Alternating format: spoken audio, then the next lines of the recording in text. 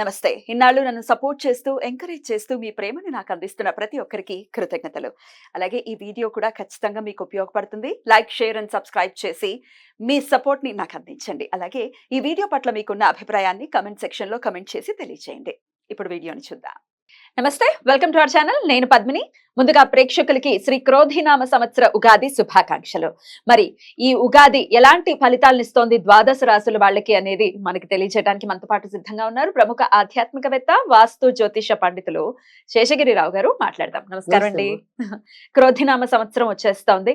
So శోభకృత్నామ సంవత్సరం ఎంత అద్భుతమైనటువంటి సంవత్సరమో ప్రత్యేకించి చెప్పక్కర్లేదు. అందుకు ఏకైక నిదర్శనం రామచంద్రమూర్తి తన స్వస్థలానికి మళ్ళీ తిరిగి వచ్చినటువంటి వైనం చాలు శోభకృత్నామ సంవత్సరం ఎంత శోభాయమానంగా వెలుగొందింది అని చెప్పడానికి. ఇక ఈ సంవత్సరం వచ్చే పేరు క్రోధినామ సంవత్సరం. పేరులో అయితే క్రోధం ఉంది, మరి దాని నామాన్ని సార్థకం చేసుకుంటుందా అని కించిత్ భయం కూడా ఉంది. ఎనీవేస్, అసలు క్రోధినామ సంవత్సరం ద్వాదశ రాశులకి ఎలాంటి ఫలితాలను ఇస్తుంది ఒకసారి గ్రహ సంచారాన్ని గురించి వివరించిన తర్వాత ద్వాదశ రాశుల గురించి ఒకసారి తెలుసుకుందామండి. రైట్ అమ్మా. క్రోధీనామ సంవత్సరం ఉన్నట్టు పేరుకు తగ్గట్టుగానే ముఖ్యంగా ఈ మాట మరి కుజుడు రాజు అవ్వటం. సో గ్రహాలన్నింటిలో కూడా కొద్దిగా కోపగ్రహం, అంటే అగ్రెసివ్గా ఉంటాడు కుజుడు. సో అందుకని మేష వృశ్చిక రాశిలో జన్మించిన వాళ్ళకి సాధారణంగా షార్ట్ టెంపర్ ఉంటుంది ఎంతో కొంత. సో అలాంటి క్రోధీనామ సంవత్సరం, క్రోధీనామ సంవత్సరానికి రాజే కుజుడయ్యాడు. సో కుజుడయ్యాడంటే ఖచ్చితంగా మనం ఎవరికి చెప్పినా అదే చెప్తున్నాం. ఈ సంవత్సరం అంతా కూడా కొద్దిగా మనుషులు కోపతాపాలను అదుపులో పెట్టుకోకపోతే క్షణికావేశంలో ఏవో రకమైన తప్పులు చేసే ఇబ్బందులు అయితే ఉంటాయి అనే చెప్తున్నాం.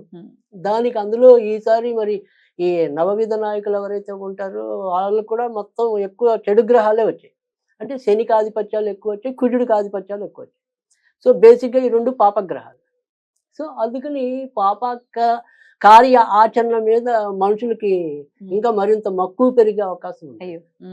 సో అందుకని మరి ఎప్పుడైతే ఇలాంటి కార్యాచరణ ఉంటుందో దానికి కోపం తోడైనప్పుడు ఏమవుతాయో తెలుసు. కనుక ఈ నేర ఘోర పరిస్థితులు అయితే కొంత పెరిగే అవకాశాలు అయితే ఉంటాయి. సో దాంతోపాటు కొంత మంచి ఏంటి అంటే గనక ఈ విశ్వాసాలు, భక్తి విశ్వాసాలు ఏవైతే ఉంటాయో జనాల్లో ఆధ్యాత్మిక భావం అనేది పెరగడానికి ఉంటుంది. ఆధ్యాత్మిక చింతన పెరుగుతుంది. సంతోషం. సో అది కొంతవరకు మనకి ఎంతో కొంత కాపాడడానికి అది మనకు ఉపయోగపడటం అనేది ఉంటుంది. తర్వాత గురుడు రసాధిపతి అవటం వల్ల ఏంటంటే కొన్ని ఏదైతే ముఖ్యంగా ఆడవాళ్ళకి ఇష్టమైన బంగారము, తర్వాత వెండి ఇలాంటివి కొంతవరకు కంట్రోల్లోకి రావడానికి అయితే ఆస్కారం అయితే ఉంటుంది. అంటే మళ్ళీ ఇంకా పెరిగిపోకుండా గోల్డ్ రేట్స్ అవి కొంత రేట్లు మనకి నియంత్రణలో ఉండటం అనేది ఉంటుంది. కనుక అవి చెప్పదగిన పరిస్థితి. సో ఇక్కడ మనం చూసినప్పుడు ఇంకా ఇప్పుడు ఉగాది అనేది ప్రారంభం అనేది ధనుర్ లగ్నంలో అయింది యాక్చువల్గా. సో ధనుర్ లగ్నానికి మరి గురుడు పంచమంలో ఉన్నాడు. సో లగ్నాన్ని గురుడు సూచించడం అంటే ఇది ఇప్పుడు మనకి ధనుర్ లగ్నం అనుకోండి. సో గురుడు పంచమం 1, 2, 3, 4, 5. సో పంచమ స్థానంలో గురుడు ఉంటాడు కాబట్టి అంటే ఏదైతే గురుడు మరి మేలో మారిపోతాడు. మే 1వ తారీఖు మారిపోతారు కదా. సో మే వరకే మనకి ఉన్నంతలో బాగున్నట్టు. అంటే ఆ లగ్నాధిపతి పంచమంలో ఉంటాడు కాబట్టి ఎవరు ఎలాంటి ఇబ్బందులు ఉన్నా చివరి నిమిషంలో బయటపడడానికి ఉంటుంది.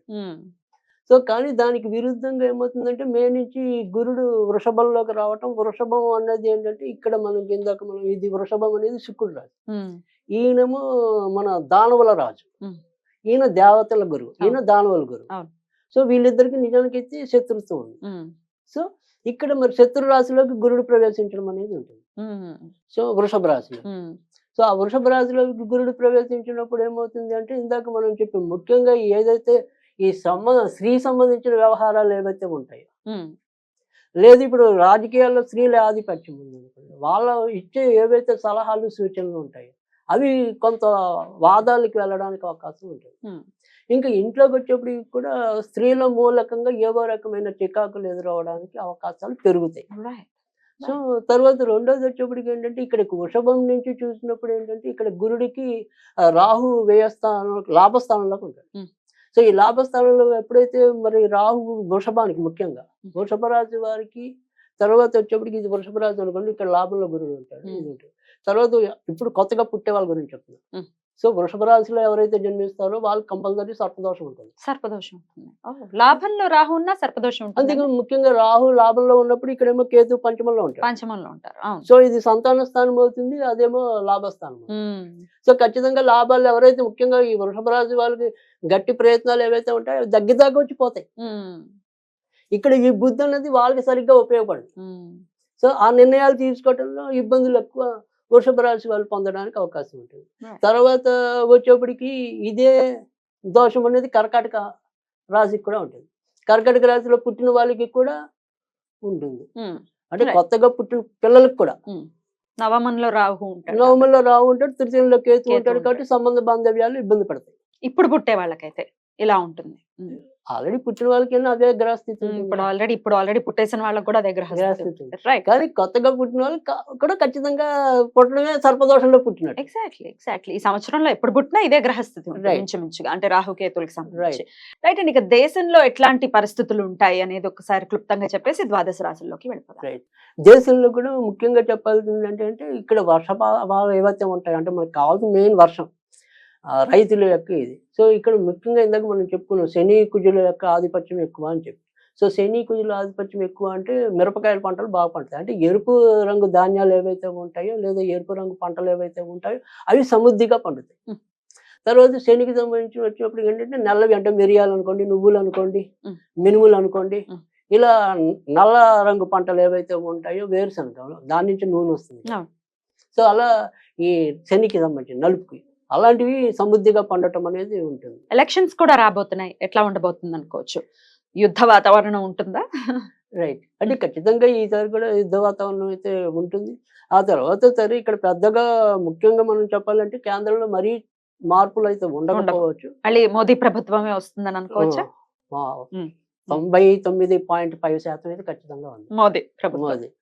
సో తర్వాత వచ్చేప్పటికి కానీ ఇదే కేంద్ర ప్రభుత్వం కూడా అంటే ఇప్పుడు సపోజ్ కొన్ని ప్రెస్టీజియస్ ప్లేసెస్ ఉంటాయి కొన్ని. అంటే ఒక ప్లేస్ అంటే నేను ఖచ్చితంగా ఇక్కడ ఓవైసీ ఇప్పుడు మనకి అది కోంపెల్ల మాధవి గారు అది గెలుస్తూ అది ఓకే. నేను అలా ప్రెస్టీజియస్ ప్లేసెస్ కొన్ని ఉంటాయి కదా, ప్రతి ఒక్క పార్టీకి కూడా ఈ అభ్యర్థి అయితే ఖచ్చితంగా గెలుస్తాడు అనేది ఏదైతే ఉంటుందో అక్కడ వీళ్ళు కొంత భంగపడడానికి ఉంటుంది బీజేపీ వాళ్ళకి. బీజేపీ అని కాదు, మోరల్ గా ఇప్పుడు సపోజ్ అది వేరే పార్టీ తీసుకున్నా అంటే ఇక్కడ మాయావతి కరెక్ట్ గా ఇక్కడే గెలుస్తుంది అనుకునేటప్పుడు భంగపడతారు. అట్లాంటి రివర్స్ అంటాము, చావు తప్పి కన్నులు అట్టబోయిందంటే. సో అలా అతి కష్టం మీద వారిని నిలుపుకోవడానికి ఎక్కువ కనపడుతుంది. రైట్. మొత్తానికి దేశ కాలమాన పరిస్థితులు ఎలా ఉంటాయి అనేది క్రోధినామ సంవత్సరంలో క్లుప్తంగా మీరు తెలియజేశారు. ఇక ఇప్పుడు మన ఆడియన్స్ కి కూడా ఎవరైతే కామన్ పీపుల్ ఉన్నారో వాళ్ళ రాశుల గురించి తెలుసుకోవాలని ఖచ్చితంగా వీడియో చూస్తూ ఉంటారు కాబట్టి ఇక ద్వాదశ రాశుల గురించి తెలుసుకుందాము. మరి ముందుగా మేషరాశి. మేషరాశి వారికి క్రోధినామ సంవత్సరం ఎలా ఉండిపోతుందండి? మేషరాశి వారికి ఈ సంవత్సరం అంతా ముఖ్యంగా ఏంటంటే మే, జూన్, జూలై వదిలేస్తే మిగతా 9 నెలలు కూడా చాలా చక్కటి కాలంగా చెప్పవలసి ఉంటుంది.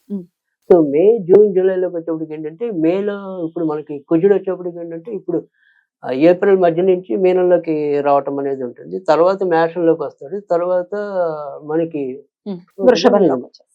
సో జూలైకి ఇంచుమించు మధ్యకి వచ్చేప్పటికి అంటే ఇప్పుడు ప్రస్తుతం ఉన్న గ్రహస్థితి అంతా కూడా ఒక 2 రోజులు అటు ఇటుగా ఏప్రిల్ 15 నుంచి తీసుకుంటే మళ్ళీ మే 15లో మార్పులు ఉంటాయి, ఒక 2 రోజులు అటు ఇటుగా. సో అలా మొత్తం ప్రతి గ్రహానికి ఇంచుమించుగా మార్పులు అయితే ఉంటాయి. అయితే ఇక్కడికి వచ్చేప్పటికి ఏంటంటే బుధుడు ఈ సంవత్సరం ఏకంగా 3 సార్లు వక్రం పొందుతుంది. ఎక్కడి నుంచి అండి? ఇప్పుడు ప్రస్తుతం ఏప్రిల్ చివరి నుంచి మళ్ళీ మీనంలోకి రావటం అనేది ఉంటుంది మేషం నుంచి. సో తర్వాత మళ్ళీ వచ్చేప్పటికి అక్టోబర్ లో ఉంటుంది, మళ్ళీ తర్వాత డిసెంబర్ లో ఉంటుంది, మళ్ళీ మార్చి లో ఉంటుంది. ఎన్నాళ్ళు అంటే బుధుడిది ఎక్కువ ఉండదు, 15 రోజులు 20 రోజులు అలా ఉంటుంది వక్రం అనేది. అదే గురుడు వచ్చేప్పటికి చాలా నెలలు ఉంటుంది. కానీ బుధుడు అనేది ఎంత తొందరగా వక్రం ఉంటుంది, మళ్ళీ అంత తొందరగా ముందుకు రావటం అనేది ఉంటుంది. అయితే వీటి వల్ల మనకు వచ్చే ఇబ్బందులు ఏంటి అనేప్పటికీ ఏంటంటే లేదా లాభాలు ఏంటి అనేప్పటికీ సో జూలై దాకా ఇంచుమించుగా కొద్దిగా జాగ్రత్తగా ఉండాలి మేష రాశి వాళ్ళు. ఏ విధంగా జాగ్రత్తగా ఉండాలి అంటే కనుక ముఖ్యంగా ఆరోగ్య సమస్యలు ఒకటి పెరగటం అనేది ఉంటుంది. సో ఈ శిరస్సు మీదకి రావటం అనేది ఇంచుమించుగా మీకు మే మధ్యకి వస్తాడు లగ్నంలోకి కుజుడు. సో ఆ లగ్నంలో కుజుడు ఎప్పుడైతే వస్తాడో శిరస్సు బాధలు పెరగటం అనేది ఉంటుంది. తర్వాత ఇందాక చెప్పినట్టు ఏంటంటే ఈ క్షణికావేశాలు అక్కడ పెరగటం అనేది ఉంటుంది. తర్వాత ధనకి ఇబ్బంది ఉండదు. సో గురుడు ధనస్థానంలో ఉంటాడు కాబట్టి అవసరానికి లేదు అనుకున్నప్పటికైతే డబ్బు అయితే చక్కగా అందటం అనేది ఉంటుంది. కానీ ఈ మేష రాశి వాళ్ళు ఎవరైతే కనుక రాజకీయ రంగంలో ఉన్నారో వారికి మాత్రం ఆకస్మికంగా చిక్కులు ఎదురవడానికి ఉంటుంది. సో ఏదైనా సరే ఈ మేష రాశిలో జన్మించి వాళ్ళు ఎన్నికల్లో నిలబడిన ప్రాంతాలు ఏవైతే ఉంటాయో అక్కడ ఇందాక మనం చెప్పుకున్న దేశకాలమాన పరిస్థితుల్లో అక్కడ అలాంటి వాతావరణం ఉంటుంది. యుద్ధ వాతావరణం అనుకోండి, తగులు వాతావరణం అనుకోండి, అలాంటిదంతా కూడా అక్కడ మనకి ఎక్కువ ఉండటం అనేది ఉంటుంది. సో మేష రాశిలో జన్మించిన రాజకీయ రంగ ప్రముఖులు ఎవరైతే ఉంటారో లేదా నాయకులు ఎవరైతే ఉంటారో అభ్యర్థులు ఎవరైతే ఉంటారో వారు మాత్రం ఎంతో కొంత కోపతాపాలని అదుపులో ఉంచుకోవాల్సిన అవసరం అయితే కనిపిస్తుంది. ఇక తర్వాతకి వచ్చేప్పటికి ఏంటంటే ఎవరైనా సరే వ్యాపార రంగంలో ముఖ్యంగా భవన రంగంలో ఉన్న వాళ్ళకి చాలా ఎక్కువ లాభం అనేది ఉంటుంది. తర్వాత ఏదైనా సరే మనం ఐరన్ ఇనుముకి సంబంధించిన కానీ నూనెకి సంబంధించిన కానీ ఇలాంటి వస్తువుల యొక్క అమ్మకాల్లో ఎవరైతే ఉంటామో వాళ్ళు కూడా లాభపడడానికి అయితే ఉంటుంది. ఇక తర్వాత వచ్చేప్పటికి ఖాళీ భూములు విక్రయాలు ఏవైతే ఉంటాయో అవి అయితే మందగోడిగానే సాగటం అనేది ఉంటుంది. అంటే ఆల్రెడీ కట్టేసిన ఇల్లుకి సంబంధించిన అభివృద్ధి అయితే బాగానే ఉంటుంది. కానీ విడిగా వచ్చి భూమి ఉంటుంది కదా, ఆ రియల్ ఎస్టేట్ లో ఖాళీ భూమి అదే ప్లాట్స్ అలాంటివి మటుకు కొద్దిగా మందకొడి వాతావరణం అనేది ఉంటుంది, ముందుకెళ్ళలేకపోవటం అనేది ఉంటుంది. తర్వాత ఈ మేష రాశిలో జన్మించి ఎవరైనా సరే విదేశాలకి వెళ్ళాలి అనే కోరిక ఎవరికైనా బలంగా ఉంటే వాళ్ళ కోరిక సఫలీకృతం అవుతుంది. ఎందుకంటే వ్యయస్థానంలో ఆల్రెడీ రాహు ఉన్నాడు. ఇప్పటికే మేష రాశి వాళ్ళు ఎవరైనా సరే కొద్దిగా విదేశాలకి వెళ్ళటం అనేది కొద్దిగా ఎంతో కొంత సులభంగానే ఉండటం అనేది ఉంటుంది. ఇక ఇదే మేష రాశికి వచ్చేప్పటికి ఏంటంటే ఈ మేష రాశికి వచ్చేప్పటికి ద్వితీయాధిపతి అంటే కుటుంబ కారకుడు వచ్చేప్పటికి మనకి అక్కడ శుక్రుడు, యాక్చువల్గా శుక్రుడు అవటం అనేది, ఆ తర్వాత వచ్చేప్పటికి ఏంటంటే ఆ శుక్రుడు కూడా శనితో కలిసి ఉండటం అనేది ఏంటంటే ఈ మేష రాశికి సంబంధించి ఎవరైతే పెళ్లిళ్ళకి వేచి ఉన్నారో వాళ్ళకి కొద్దిగా ఇబ్బంది పడుతుంది. సో ఆ సంబంధాలు అనేది ఒక పట్టణం ముందుకెళ్ళకపోవటం అనేది ఉంటుంది. అయితే వారికి మరి ఎప్పుడు లాభం కలుగుతుంది? సో వాళ్ళకి ఎప్పుడు లాభం కలుగుతుంది అంటే కనుక మే 15వ తారీఖు తర్వాత నుంచి లాభం వస్తుంది. సో ఈ మేష రాశిలో పుట్టి పెళ్లి కావాల్సిన వాళ్ళు ఎవరైతే ఉంటారో వాళ్ళకి మే 15వ తారీఖు నుంచి అనుకూలమైన వాతావరణం ఉంటుంది. ఇంకా వృత్తి ఉద్యోగాల్లో కొత్తగా చెప్పుకోదగిన ఇబ్బందులు అయితే ఉండవు. కానీ ఎప్పుడు ఇబ్బందులు ఎక్కువ తలెత్తడానికి ఉంటుంది కనుక యాక్చువల్గా చెప్పాలంటే కనుక సెప్టెంబర్లోకి రవి ఇక్కడికి రావటం, 6వ ఇంట్లోకి రవి వస్తాడు, 7వ ఇంట్లోకి రవి వచ్చేప్పటికి సుమారుగా వచ్చేప్పటికి ఆగస్ట్ సెప్టెంబర్ లో. సో ఆగస్టు, సెప్టెంబరు, నవంబరు ఈ 3 నెలలు కూడా వృత్తి ఉద్యోగాల్లో కొంతవరకు మేష రాశి వాళ్ళకి ఇబ్బందులు. ఆగస్టు, సెప్టెంబర్, అక్టోబర్ ఈ 3 నెలల్లో కూడా కొద్దిగా ఉద్యోగాల పరంగా ఇబ్బందులు ఉంటాయి. నవంబరు, డిసెంబర్ ఏంటంటే నాన్నగారు వైపు ఉండే బంధువులకి చికాకులు ఉంటాయి.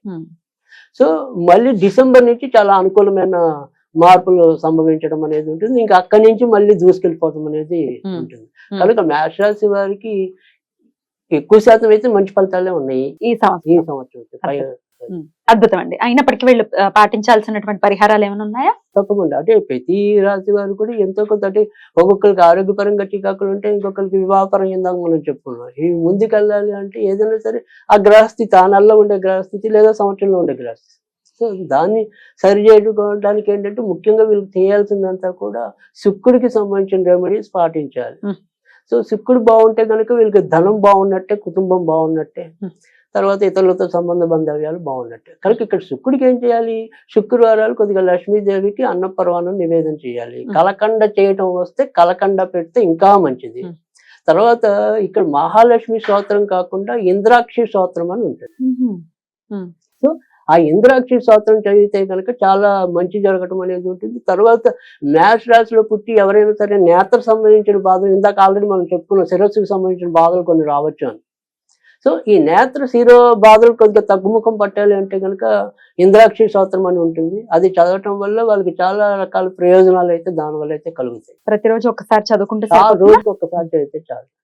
సో అది ఇంద్రాక్షి స్తోత్రం మంచిది. ఓవరాల్ గా మంచి ఇయర్ గానే కన్సిడర్ చేయొచ్చు. ఎక్కువ శాతం మేష రాశి వరకు కూడా శుభ ఫలితాలు ఎక్కువ ఉన్నాయి. అద్భుతం. చాలా చాలా సంతోషం. చాలా ఆనందంగా స్వాగతించాల్సి ఉంటుంది మేషరాశి వారు ఈ క్రోధినామ సంవత్సరాన్ని. ఓకేనండి. ఇక నెక్స్ట్ ఎపిసోడ్ లో వృషభ రాశి గురించి తెలుసుకుందాం. థ్యాంక్ యూ సో మచ్ అండి. నమస్తే.